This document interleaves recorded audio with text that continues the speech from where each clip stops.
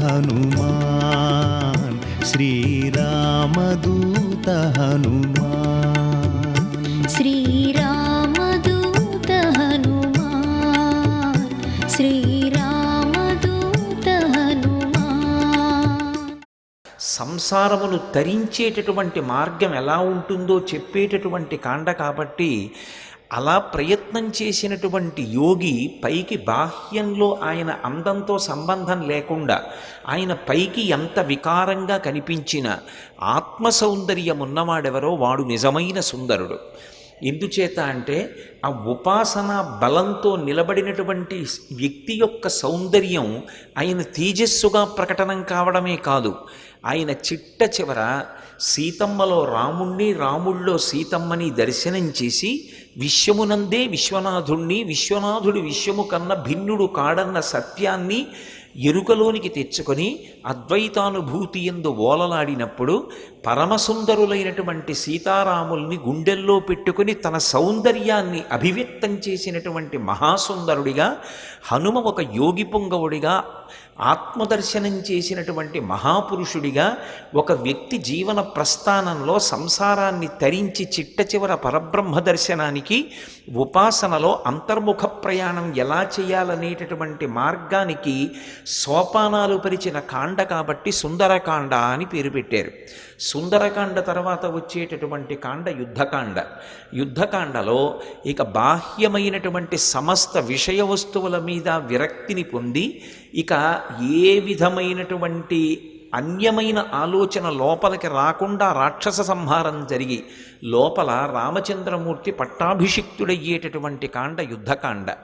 తదనంతరం ఇక దేవతలందరూ దేవతా కార్యం పూర్తయిందని సంతోషించేటటువంటి కాండ ఉత్తరకాండ. అంటే వచ్చినటువంటి ప్రయోజనం పూర్తయిపోయి ఇక మళ్ళీ పుట్టవలసినటువంటి అవసరం లేదు అన్న విషయం నిర్ధారణ అయ్యేటటువంటి కాండ ఉత్తరకాండ. అందుకే మహర్షి పేర్లుంచేటప్పుడు నేను మిగిలిన కవులకు మార్గదర్శనం చేస్తూ పేర్లుంచుతున్నాను అన్నారు. అలా ఉంచాలి అంటే అది కేవలం రామాయణంలో ఉన్నటువంటి కథావస్తువుని బట్టి కాండలకి పేర్లు నిర్ణయం చేస్తే ఎప్పటికీ కూడా అది మిగిలిన వారికి ఆదర్శవంతంగా ఉండే అవకాశం ఉండదు. అందరూ కథాభాగాన్ని బట్టే పేర్లు ఉంచవలసి వచ్చింది. అలా ఆలోచన చేసినప్పుడు అసలు ఆ కాండలలో సుందరకాండ అనేటటువంటి పేరు దగ్గరికి వస్తే తప్ప ఆయన ఆ కాండలకు పేర్లు ఉంచినటువంటి వైభవం అర్థం కాదు. అందుకే సుందరకాండ అంత గొప్ప కాండ అయింది. కేవలం సుందరకాండ మహర్షి పేర్లుంచినటువంటి క్రమాన్ని బట్టే కాదు, ఎందుచేత సుందరకాండ అయింది అన్నదానికి బహుసుందరమైనటువంటి శ్లోకాన్ని ఇచ్చారు. సుందరే సుందరో రామ, సుందరే సుందరీ కథ, సుందరే సుందరీ సీత, సుందరే సుందరం వనం, సుందరే సుందరం కావ్యం, సుందరే సుందరం కపి, సుందరే సుందరం మంత్రం, సుందరే కిన్న సుందరం. అసలు సుందరకాండలో సుందరం కానిదేముంది? సుందరే సుందరో రామ, రాముడి లాంటి సుందరుడు లోకంలో ఉండడు. ఎందుచేతంటే పుంసాం మోహన రూపాయ పుణ్యశ్లోకాయ మంగళం.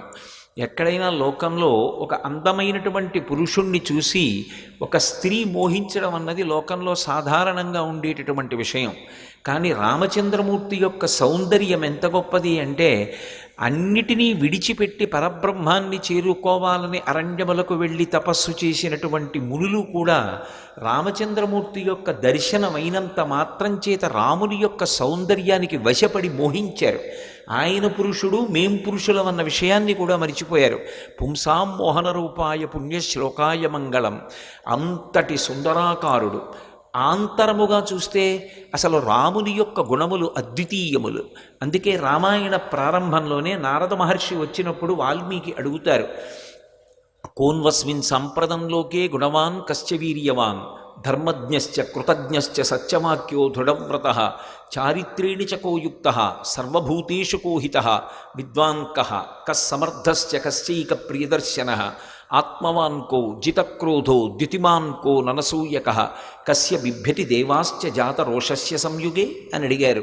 16 గుణములు పరిపూర్ణముగా కలిగినటువంటి మనుష్యుడు ఈ కాలమునందు ఎక్కడ ఉన్నాడో నాకు చెప్పమన్నారు. ఈ కాలమునందు 16 గుణములు పరిపూర్ణముగా కలిగినటువంటి మనుష్యుడిగా రామచంద్రమూర్తిని ఆనాడు నారదుడు వాల్మీకి మహర్షితో చెప్తే సంక్షేప రామాయణం వచ్చింది. బాహ్యంలో ఎంత అందగాడో ఆంతరమునందు అంత సుగుణాభిరాముడు. అందుకే సుందరే సుందరో రామ, సుందరే సుందరీ కథ, పరమసుందరి బాలాత్రిపుర సుందరి అయోనిజ. ఆ తల్లి మనుష్యకాంతగా జన్మించినది కాదు. అందుకే రామచంద్రమూర్తితో కలిసి అరణ్యవాసానికి వెళ్ళిన తరువాత మంత్రి అయినటువంటి సుమంత్రుడు అరణ్యానికి వెళ్ళి సీతారాములు ఎలా ఉన్నారు అన్న విషయాన్ని చూసి తిరిగి వచ్చి కౌసల్యతోటి దశరథుడితోటి మాట్లాడుతున్నప్పుడు ముందు మా కోడలు ఎలా ఉంది అని అడిగారు. కొడుకు కాదు. ఎందుచేత అంటే తన కొడుకుని నమ్ముకుని వచ్చినటువంటి పిల్ల, ఆ పిల్ల సంతోషంగా ఉండగలుగుతోందా అరణ్యంలో అని అడిగితే సుమంత్రుడు అంటాడు, బాలేన రమతే సీత బాలచంద్ర నిభానన రామ రామే హ్యదీనాత్మ విజనేపి వనేసతి అంటాడు అయోధ్యకాండలో. సర్వం శ్రీ ఉమామహేశ్వర పరబ్రహ్మార్పణమస్తు. స్వస్తి.